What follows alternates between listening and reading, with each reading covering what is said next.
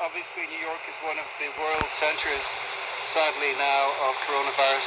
You are currently in Prague, but how are your colleagues doing who are still in New York? We are in touch every day through Zoom platform, and they are at home. They are doing well, but they are affected by the situation.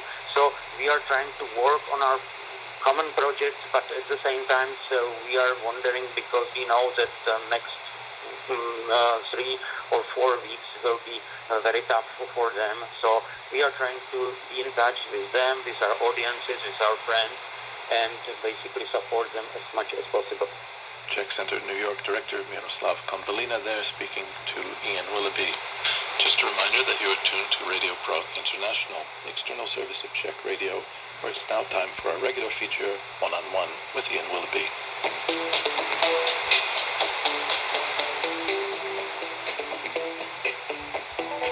In his new book, Slepe skvrny, or Blind Spots, sociologist Daniel Prokop offers illuminating perspectives on various aspects of today's Czech Republic. This makes the Charles University academic the perfect person with whom to discuss issues such as the connections between pay level and political outlook, and between social mobility and education, and also how the coronavirus crisis is likely to affect the country's worst off. But our conversation begins with Czech populism. I think there are more kinds of populist movements, and ANO is the centrist populist movement, which is not based on rhetoric against elites that much, but more on this effective rule and so on.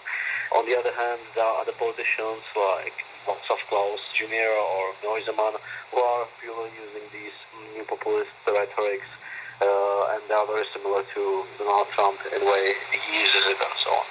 So the difference is that there is more kinds of populism in Czech politics, I would say.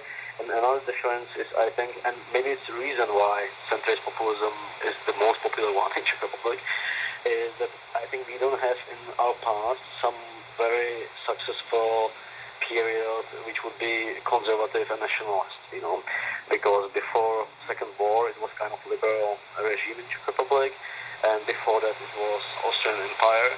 So if you want to refer to some past and do this populist argument, that once we were big and so on, it's kind of harder in Czech Republic than in, let's say, Poland, Hungary, Slovakia, which have these movements from past and these periods from past which are very conservative and nationalist.